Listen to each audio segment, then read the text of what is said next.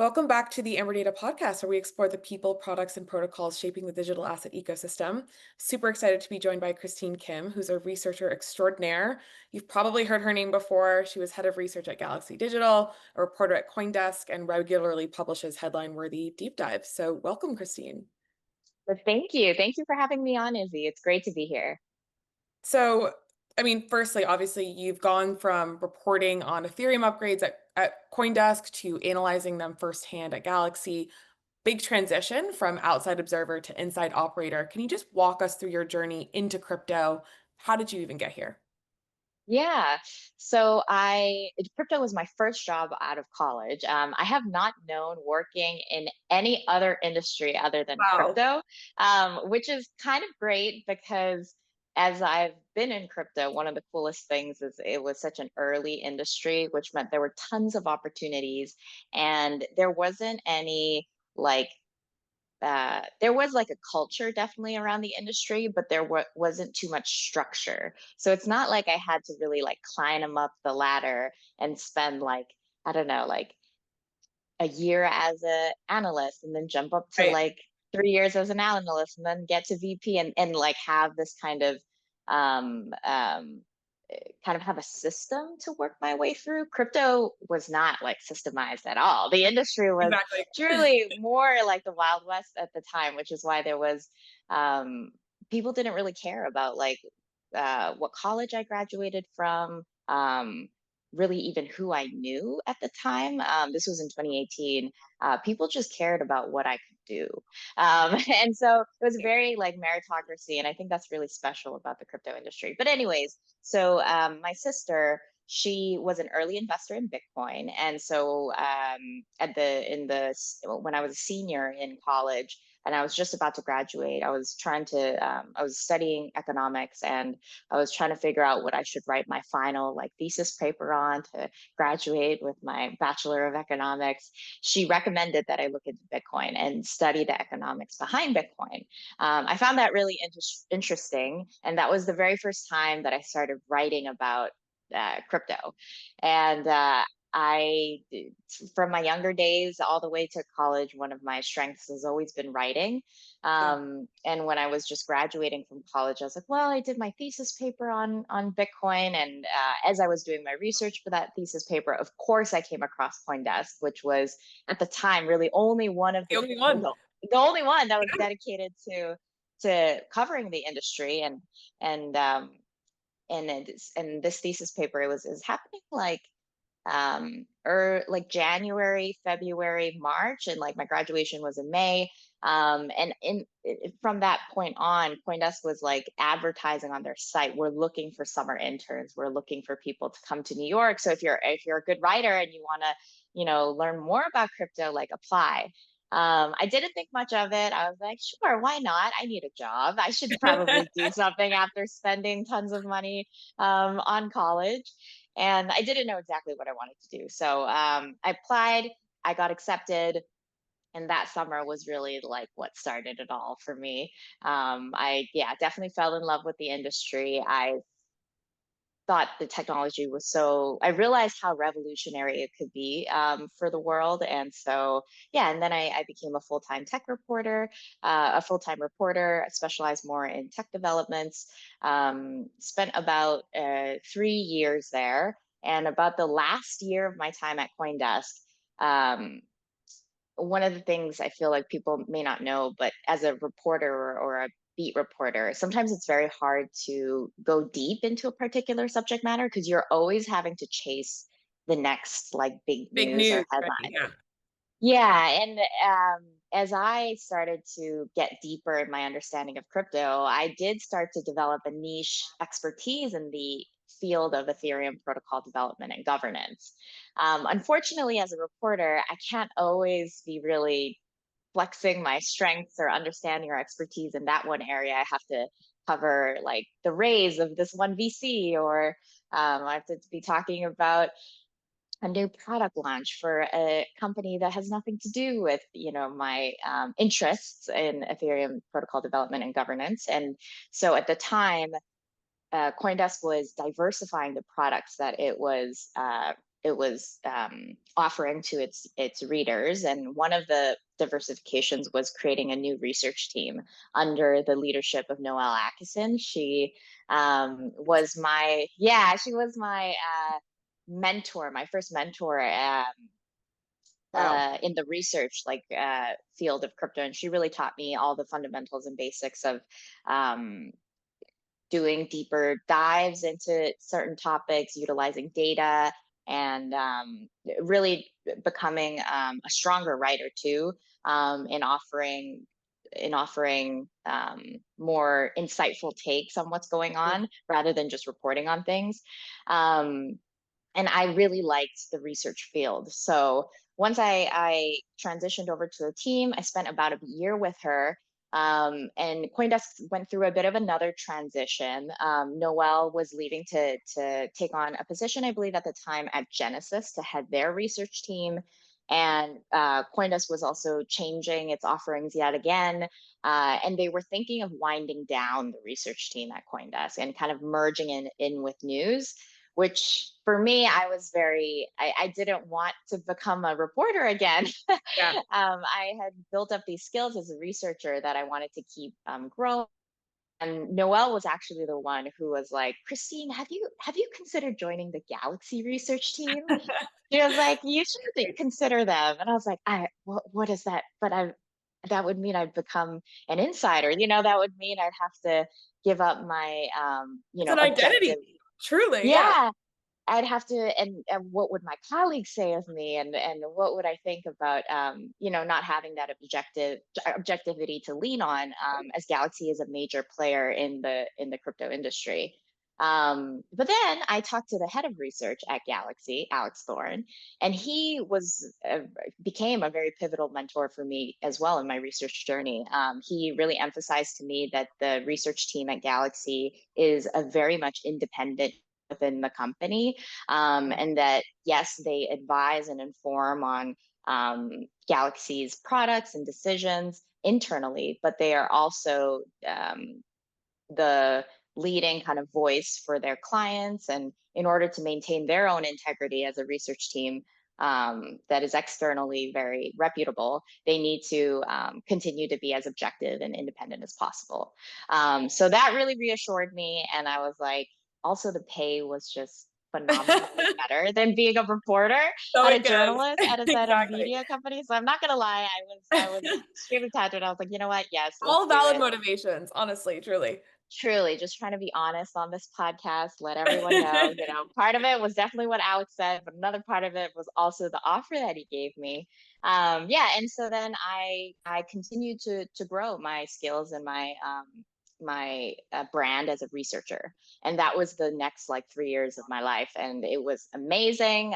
Alex taught me so much, and then I felt ready to branch off on my own. I was like, I have spent the last like 7 years or so really honing and refining my skills. I'm ready to go independent. And so earlier this year, I launched my own website for tracking Ethereum protocol and development. So sorry that was a little bit long-winded, but Not long at all. And congratulations on making that jump and going off on your own. I think, we've seen you do amazing stuff, and I'm so excited to continue following everything that you're doing. I find your story so captivating because, I came into crypto very similarly. First job out of university, it was like I was interested in it.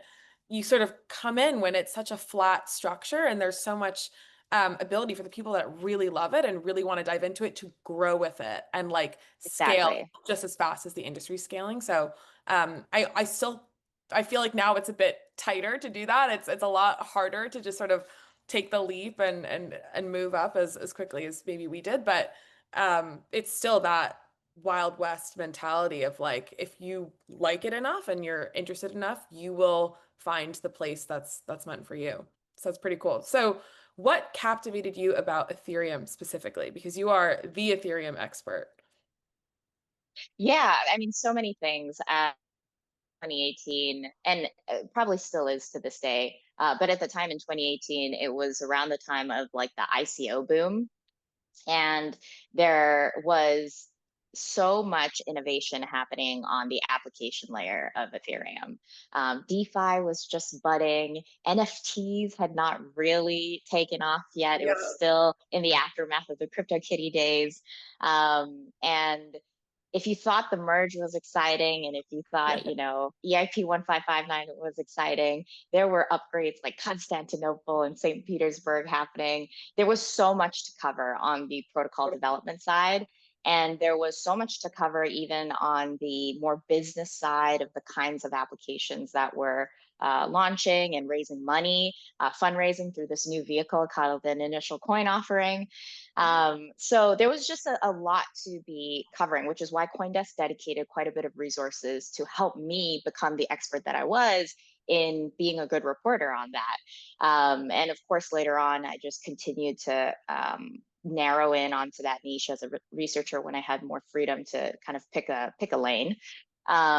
So yeah, I think what initially drew me to Ethereum was definitely how much activity and innovation was happening. I think it's also the reason why many people might be very excited about alternative layer one blockchains like Solana, seeing the activity and the innovation, new things happening in that protocol. For Ethereum, that was happening back in 2018. It was one of the most exciting technologies to be looking into.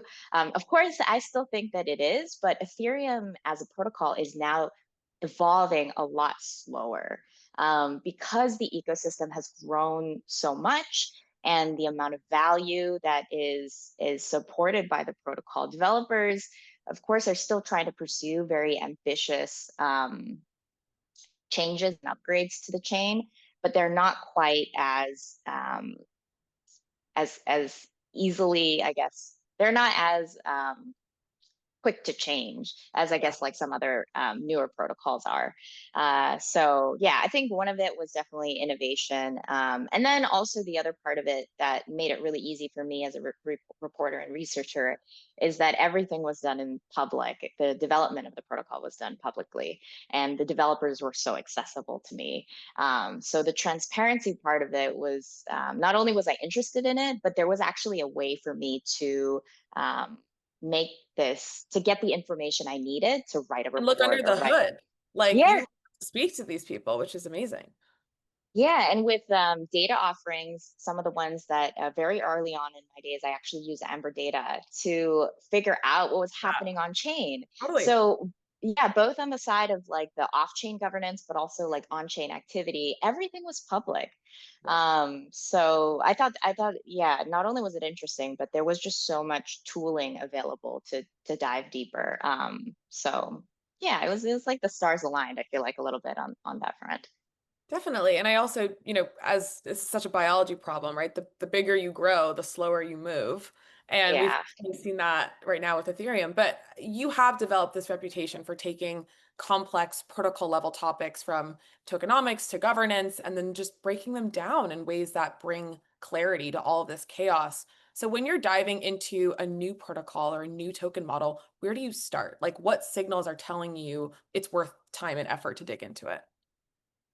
Yeah, I have developed this on my website. One of the things that I'm trying to teach people is teaching them how to track and dive into Ethereum like I do and become a pro at it. Some of the concepts that I've worked through that can be generalized to really any open source protocol is number one, you really want to get a fundamental understanding of how the protocol works and how the protocol is developed. So, at a high level, you should just understand what's the point of this protocol. For Ethereum, the point of the protocol is that you can have generalized computation, generalized smart contract development. On Bitcoin, that's not possible to make these programs and create this kind of like unstoppable software on top of Bitcoin. It's not flexible. Um, it doesn't have like a virtual machine where you can run like arbitrary code. Whereas Ethereum does, and that was the innovation. So like when you're first approaching a protocol, you should try and ask yourself like, what is this protocol supposed to do? What is it designed for? You can go very technical if you're a very technical person, but you don't have to. And then number two, you should know how it's developed. So many protocols in our industry are marketed as these like open centralized software. But when you really look under the hood and you spend the time to just learn more about the protocol and how it's developed, oftentimes you'll find that there really is just one entity, like one foundation or one development company that drives and maintains that protocol. Um, and chances are some of the development actually happens in a closed source way. Maybe the developer meetings that are where the decisions get made about how that protocol changes, it's behind closed doors. It's not something you can access on a week to week basis like you can with Ethereum. These are really important things to know before you start contributing or becoming like very involved in a protocol. Because if you don't know this, then the way you contribute and the way that you try and get involved may not be super effective. Once you know how the protocol is developed, then you want to know, okay, who are the key players? And if it is that it's really just a single entity or a single foundation behind it, then all you have to do is target your efforts to that foundation or entity. Like, Right. I don't know, maybe get a job there, or like just reach out to those people, reach out to the like contact us dot Yeah. company name. Like that's all you have to do. But if it is that there's like a variety of different players, so you have like 10 client teams on Ethereum side, you've got the foundation, you've got, the layer twos, depending Mm, on your area of interest, you want to target your areas of interest to the key players and the kind of contributions that you want to make to the protocol. So I think knowing how the protocol works and who the key players are really the first two key steps.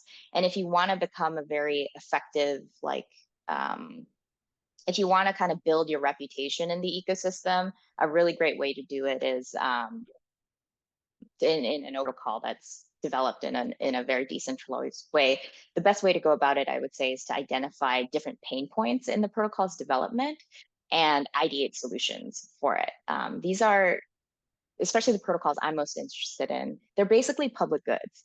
They're not um, they're not heavily funded, and oftentimes, a source of tension is how are we going to continue to maintain this right. protocol and be able to pay all our developers to continue working on this protocol that they don't get direct like money from. This isn't like a product. This isn't like a business that you can make a ton of money from. It is a Yeah. public good. So oftentimes, one of the best things that you can do that will be appreciated by the entire ecosystem is if you identify pain points in the development and the maintenance of this public good. And so that's a really great way to get your foot in the door. For me, when I first started, I noticed that many people weren't covering the development calls. And I noticed that was a huge gap in there was like the client developers as a stakeholder, but then you had the miners, you had application developers, you had all these other stakeholders that weren't understanding what was going on. And so I was able to be that bridge that was able to share that information. And it was very much appreciated by the ecosystem as something that wasn't there before, but addressed kind of like a pain point in the ecosystem then. So now there's a ton of people actually covering the development calls, so that's really good. But yeah, doing things like that, I think, is really a great way to get started. Yeah, finding that niche. That's great advice. And so obviously you've done so much research on tokenomics. That's a word that gets thrown a lot around, sort of buzzy, sort of sometimes ambiguous. What is the most misunderstood part of it in your eyes? I think most people may not spend enough time understanding the tokenomics of a protocol. So moving beyond kind of like the layer ones of Ethereum and Bitcoin, when you launch a new protocol and you have a token associated with it, I think people can go so far as to know, like, okay, what does that token do? Is it like a governance token, or am I going to use this token to pay fees to interact with that protocol? Um, a lot of people will try and look at a token and be like, oh, this is a good investment for me to make because if I hold this token, then it's going to rise in value, or I think that it's going to rise in value in the Mm, next like 5 or 10 years. Um, but when you do and if you kind of associate it with just the token's utility, you could be like, oh, this is such a useful protocol, and kind of be misled by that. Because the Yeah. other side of tokenomics that is very important to a token's value is how much of that supply of a token is actually has actually been released already, how much of it is locked and held by the developers of the protocol, and what's the schedule in which like the token emissions are going to happen. Is it going to be a Mhm. token that continues to rise to continue to grow in supply, or will it like decrease in supply over time? And getting all that information and really being able to understand and map out the entire like, I guess, details of a token's monetary policy that you should know can be very difficult. And some of that information may not even be accessible to you as a user. And those kinds of unknowns can very much impact the value of the token over its over time. So I think so. I think that tokenomics in part is like it's something that we as an industry should create better standards around for reporting and transparency. And I have seen a lot of great initiatives over the last couple of months, I think. I think both ARCA and Blockworks as well have tried to Mhm. release more information about this. Data providers like Amberdata and others also share information about like historical Yeah. token kind of activity and supply, which is really great. Um, but yeah, it can. I think tokenomics is one of those things that maybe it's not something familiar to do due diligence on. Like sometimes when you're thinking about a stock, you're like, okay, what does this company do? And Right. You're you know, you're stuck. not So thinking you know about what to go through. yeah, Yeah. but you're not really thinking about like, oh, what is like the emissions of this stock. Whereas Yeah. for tokens, you really do have to think about because it can it's engineered ways. I think, yeah, I think that's just one area that maybe tokenomics just in general is a little bit harder to understand for the average Definitely. buyer, average token. And also when, everyone's on Twitter and there's all this hype, right? It's really easy to get swept in the everyone's saying this is a great opportunity rather than no, but like this is you need a research framework to approach, any sort of understanding on a token and a protocol. So with that, do you think that token-based governance has matured in the last 5 years, or are we still sort of in the adolescent phase? Well, so token-based governance refers to very specifically like token holder voting, like using your token to have a say in the protocol.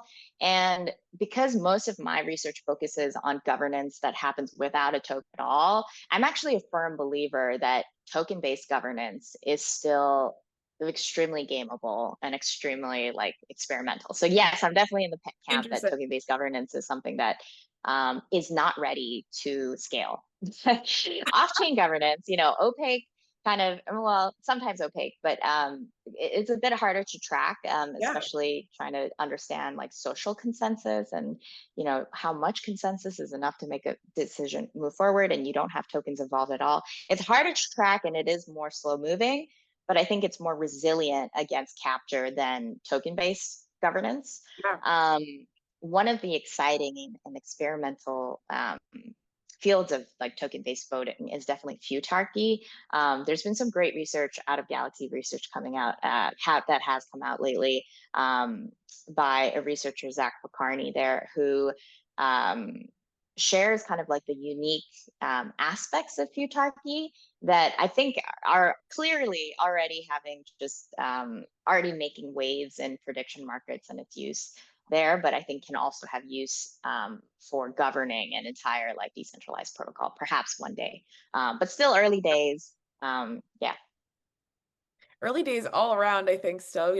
We sort of forget that this is such a new industry and technology that everything, even though it feels now mature when we've been in this industry for longer, still has a long way to go. Sort of on that trend, on the institutional side of crypto, market has an appetite for clarity, especially around regulation, and very crucially in the US, right? Do you think we're heading towards a world where protocol governance and regulatory frameworks start to overlap? Like, how are these two interacting right now? Uh, I think that there's Um,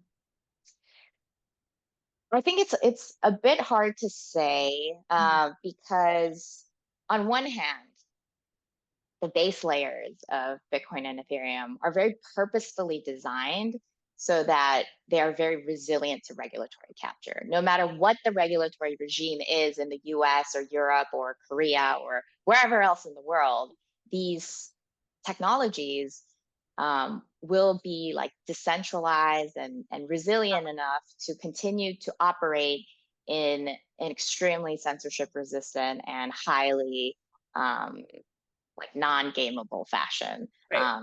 The blocks will continue to be mined no matter what happens in the White House, Yeah, I exactly. know, like whatever policy comes out. Yeah. However, I think what we've seen over the last, since this industry's creation with the birth of Bitcoin, it's actually very, very hard to achieve such levels of censorship resistance and resilience. And it's not realistic to think that there will be many decentralized protocols.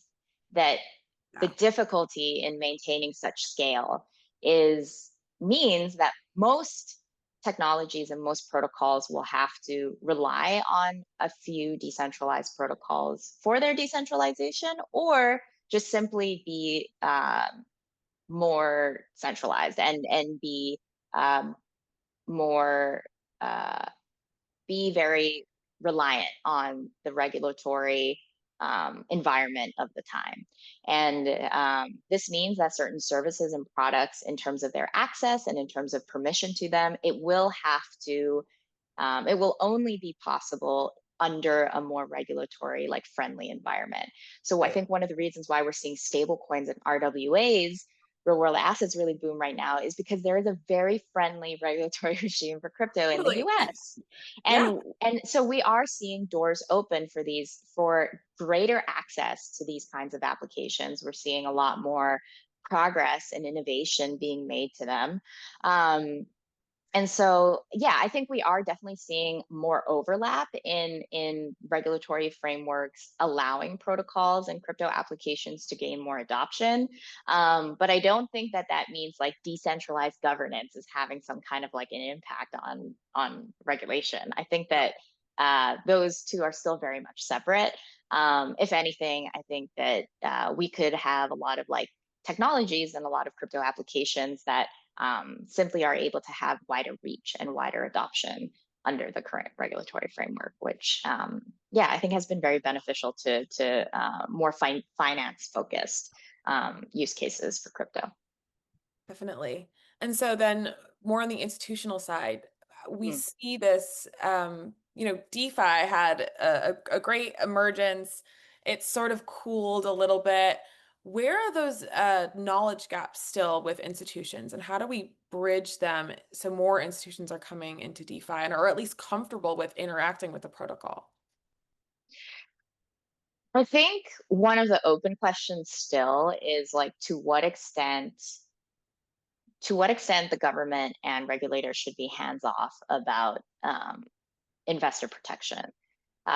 Um, Obviously, in the US, this has ranged quite heavily from being very like laissez-faire of like invest at your own risk Yes. to more protectionist of, well, if you're going to be investing in this kind of asset in this kind of way, you need to have this amount of income and this amount of like um, of chops to safely be able to invest. And we're going to put these regulations in place so that everybody else doesn't have access to this kind of perhaps like risky ventures. Um, and I think with crypto, now the government has taken a lot more like, if you disclose what's going on, then it's fair game. Everyone can just Yeah. do what they want, as long as these protocols are disclosing what's happening.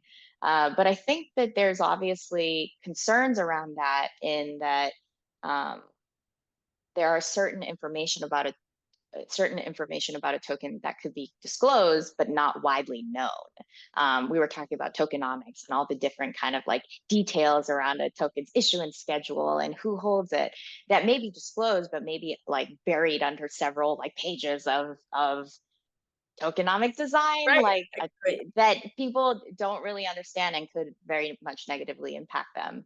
mm, We've seen things with like the Luna Terra collapse where yeah. there were tons of people that lost a ton of money, and that Yeah. really freaked out like the Korean government, to the point where they're still a little bit, I would say, uneasy, although there's some Timid. very Yeah, I would. pro Yep, crypto exactly. politicians now in that country. So I think that depending on where you are in the world, I think regulators are still figuring out where they land in that Mm, spectrum of like, to what extent do we need to protect investors yeah. when they are investing in these like tokens? In not we have, I mean, clearly, obviously, every country has a different approach of how much they like protect their investors when it comes to stocks and equities and Right. commodities. We have like the SEC, we have the CFTC. But when it comes to crypto, when it comes to tokens, like, should we be taking a different approach? Should it be more laissez-faire? And the culture of crypto is that everyone should just, yeah, fend for yourself. Like if you are stupid and you like invest in a scam and you lose all your money, like that's on you, bro. And that's But crypto. People are like, that's the name of the game, right? and they're like, oh great, like you lost your money. Now you can really like, it's a grow, think of it like growing pains, like you'll Yeah. get back on your feet. I mean, I don't know. Some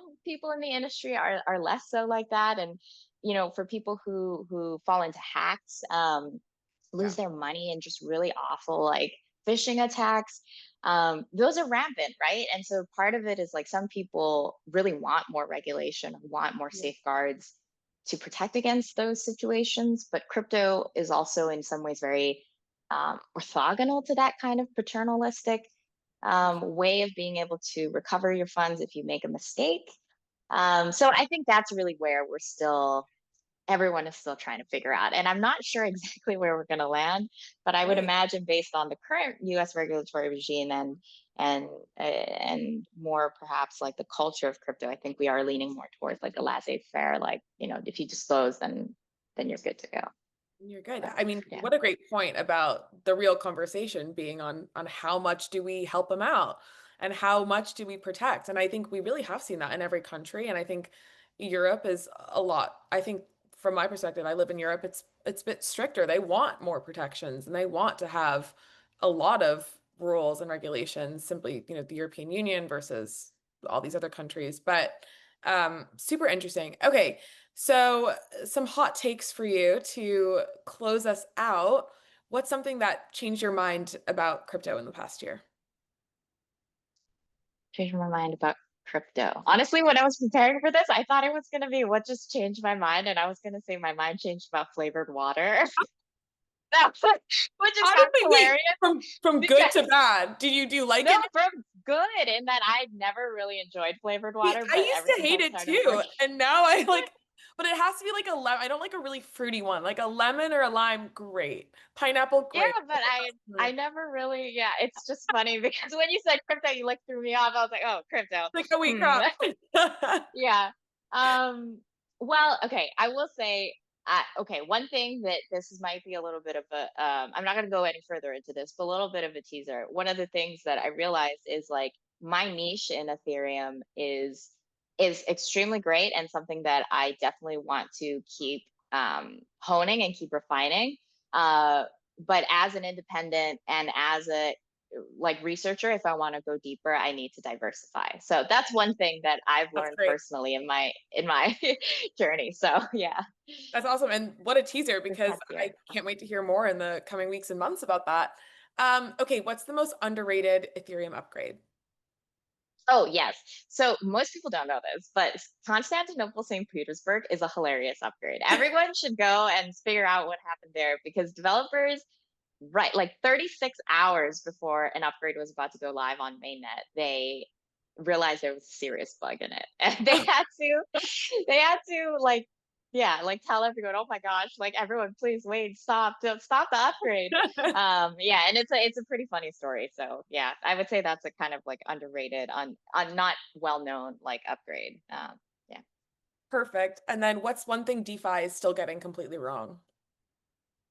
Oh, on-chain governance, Yeah. definitely governance. Yeah.